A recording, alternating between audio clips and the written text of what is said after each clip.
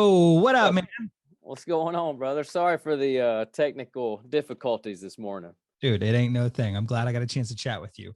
So, I listened to the entire EP, 7 tracks on it, In It for the Money. It is, I mean, really, really good, dude. I hope you're proud because it's really damn good. I want to go through some of my favorites. I want to talk to you about putting this thing together because of the 7 tracks, there's only one that you didn't write. And that, of course, is Some Girls, which is the #1 song. Now, I know you played sports growing up and all that, so you've got to have that competitive spirit. When you're putting these songs on here, Cold Beer Calling My Name and all of that, are you thinking, well, we got to get another #1 now because I didn't write that one. We got to get one of mine here at the top of the charts. Does that go through your mind at all when you're putting this thing together? Man, I try not to think about that too much because if we can get the artist career to a certain place, I mean George Strait didn't write any of his songs, you know Yep. what I mean? And Yep. so it's I don't know. I tend to, I love having a hand in writing it, and obviously that's kind of why I moved to town and I've been writing here for 11 years. So it's cool having success as a songwriter, but man, I don't know. It's just something cool about when you succeed as an artist and your name is on the chart. You know what I mean? It's a little different. So I'm just happy anytime I get any success in either one of those uh fields or whatever you call it. Let's talk about Cold Beer Calling My Name, which is a fantastic tune. You and Luke Combs. And as I was diving in and reading more about this, the story about you guys meeting is actually pretty incredible. And I'm sure you've told it a bunch of times, but for people who are watching this for the first time, hearing it for the first time, can you talk about how Luke slid into your DMs? Yeah. Literally slid into my DMs on Instagram in 2016. This was before he was Luke Combs, or the successful Luke Combs. This Yeah. was like right before Hurricane was a hit. And so he said his now wife, girlfriend at the time, Nicole, had sent him a song called Midnight Daydream for my very first EP. And anyway, Luke, long story, Luke liked the song, sent me a message, let's write sometime. We ended up writing. Fast forward another year or two, I put out the next EP, and he hits me up and he was like, "Man, you should come out and open shows for me. I'm doing this arena tour." So I ended up playing 60 arenas with Luke, and around that time is when I was recording Cold Beer Calling My Name, and I was like, "You want to just jump on the song too? I mean, you've thrown me so many bones already. I mean, why not one more?" So he agreed to do it. Man, he's done me more favors, over the last few years than I'll ever be able to repay him for. But yeah. In It for the Money is the name of the EP. I want to talk about 2 songs that really stood out to me, and really, again, from beginning to end, including the title track, which to me actually reminded me a little bit of like a Travis Tritt, "I'm Gonna Be Somebody" kind of song. Like it's not exactly that, but I love the fact that it's kind of like, I'm gonna go through all of this. I'm not in it for the money. Yeah. I'm here to enjoy myself. That kind of thing. Can Yeah. you talk to me about that song? Yeah. So it was a tough decision. Not a tough decision. It was just like at first, that was my first idea. I was like, let's call the EP In It for the Money. And then, there was a little pushback like, well, man, people are going to see that and think you actually are in it for the money. Right. And so we got to thinking, I was like, man, so what? If they do, it's going to make them go listen to the song. And then they're going to realize that that's not what the song's about. Anyway, the song is about how basically I would do this for the rest of my life for a just getting by salary, probably. You know what I mean? I mean, I've been here. I moved to Nashville in 2010, and I mean, damn, 10-year overnight success. You know what I mean? It's like it's not like I'm up here just raking in money the last 10 years, and so it's just something that's in my heart, and I have no plan B as far as outside of music, and so that's just kind of where that song came from. It's interesting too, because I find most people who are just straight up fans of country music, why would they know this? But you guys get loans essentially from the record label. Like they loan you a tour bus, they loan you the money to put together this album, and then you have to pay that back as a loan. It's not just them saying, here you go, this is free now. And so I think people find it surprising that just because you have a #1 hit song on the radio doesn't mean you're out buying mansions like Jason Aldean. And like, No. It takes a little bit of time to put all that stuff together. Am I right? Absolutely, brother. New artists aren't raking in money yet. I promise you. Take it from me. Yeah, it just, if it happens, it happens. If one day I make a ton of money, that's great. Money's great, but it's not, there's no amount of money that for the feeling you get being on stage and singing and hearing people singing songs back to you. I mean, you know what I mean? That's priceless. So that's kind of what I'm in it for, you know. And really, you haven't had a chance to do that I since know. the success of Some Girls, right? Like this song goes Yeah. #1 in the middle of a pandemic. That's got to be killing you right now. Yeah, I mean, I was just telling somebody I've yet to play a show with a #1 song, and it's been 6 months since I've had a #1 song, and so the last show we played, I didn't even have a top 40.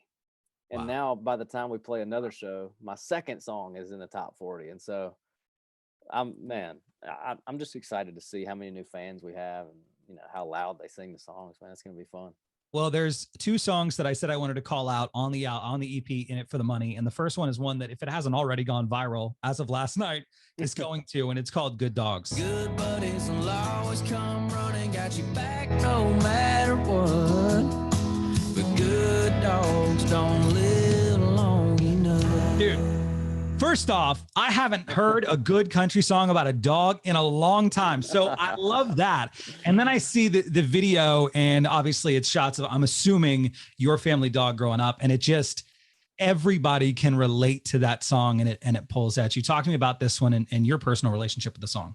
Yeah, so I mean, I obviously grew up with dogs, love dogs. I don't have a dog at the moment just because it would be very unfair to a dog for me, for a new artist to have a dog. But you know, I think when we were writing the song, we were just talking about how, I don't know, a lot of times you'd rather be around your dog than you would other people, you know. You know what I mean? Yeah. They're family members, you know what I mean? They're part of the crew. And so we, you know, unfortunately they don't get to stick around on planet Earth as long as we do. And so that's kind of where the song came from. Are those clips in the video, are those like home videos of you and your dog growing up?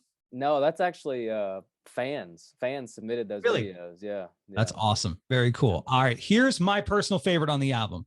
It's called When You Think of Mississippi. Do you still sound like you're from this town that you swore you never leave?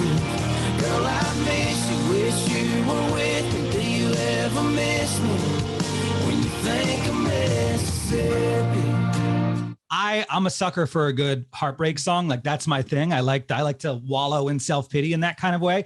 And this song does it so well because it's really more about like longing for that person who's now gone and doing their own thing, and you can't stop thinking about them. You want to make sure they're thinking about you too.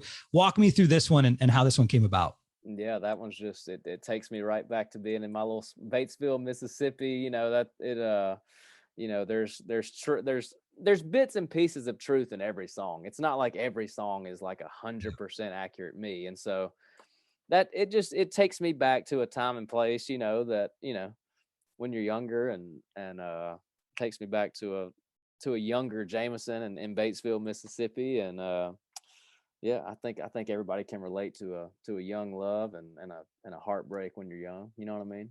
Absolutely. Here's the question though. You're in a successful relationship.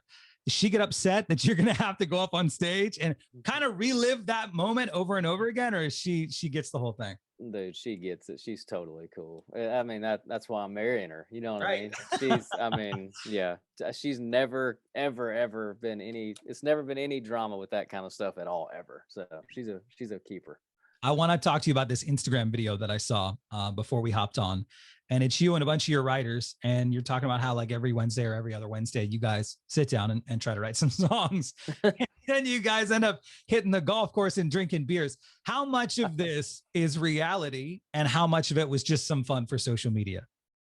Oh, I mean, listen, like before me and Hardy especially were like, you know, before we were had any success as an artist and all we did was write songs every day, that was pretty much our life, like every day. You know what I mean? Like we'd write songs from 11 to 3 and then go play golf until dark. I mean, it's a pretty good life. Right. You know, besides not making any money at the time. Right. You know, that's the life of a lot of songwriters, you know. Sure. Absolutely. I got to ask, I read that you worked at FedEx, and I think Dick's Sporting Goods, I think, might have been the other one. Is that right? Yeah, for a little bit. Yeah. What was the worst job you had as you were playing these side gigs and, you know, just trying to make money to pay rent, but also chase the dream? Oh man, probably, I mean, FedEx was tough, man. Just because of all the heavy lifting and all that? Yeah, I mean, my back still is just, I have issues with it. I'm gonna sue him one day. You know what I mean?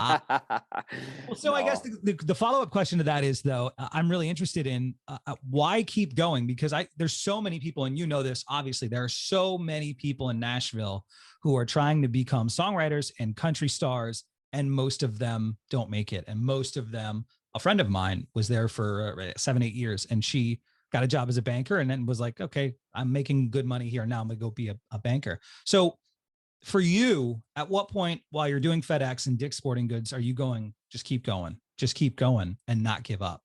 Yeah, I mean, I think it goes back to the "In It for the Money" song. I've never had a plan B. You know what I mean? I don't really know what else I would have done. I think I would have just been miserable doing anything except this. And so, that was always kind of pulling me, just keeping me pulled towards the music thing. You know what I mean? It was just always deep down in my soul, keeping me anchored there. So yeah, I think that's just where that kind of comes from. Well, "In It for the Money" is the EP. I've got one more question, and it's a line from that song. You don't bitch about the bed in the Motel 6 you stayed in. So without naming the location, because we don't want to get anybody in trouble, describe to me the worst place that you've ever had to stay while on the road. Oh, I mean, I kind of just want to say the place. I won't say the hotel. You could say it. I don't care. I'll say the town. We were in Myrtle Beach. I was opening for Low Cash, and I walk in this hotel room, and there are leaves all over the floor in the hotel room, like on the carpet, leaves and dirt. And the comforter, both of the comforters in the bed had holes in it this big. And I pull up the sheets and shine my light on the sheets. Yeah. And there are hundreds of bed bugs. Get out of here. I've never seen it in my life. You could see the actual bed bugs crawling around. What did you do? I got a refund and went to another shittier Motel 6. I love it, man. That's incredible. Jameson Rodgers, always fun to talk to you, man. The EP, "In It for the Money." It's got Cold Beer Calling My Name. It's got Some Girls. And I'm telling you, Good Dogs is insane. The title track, the whole thing's really, really good, man. It's always great to catch up with you. Hopefully we can see each other live, maybe at a live show sometime soon. Knock on wood. Man, please let that happen. Good chatting with you, brother. Thanks, man. Bye. See you, man.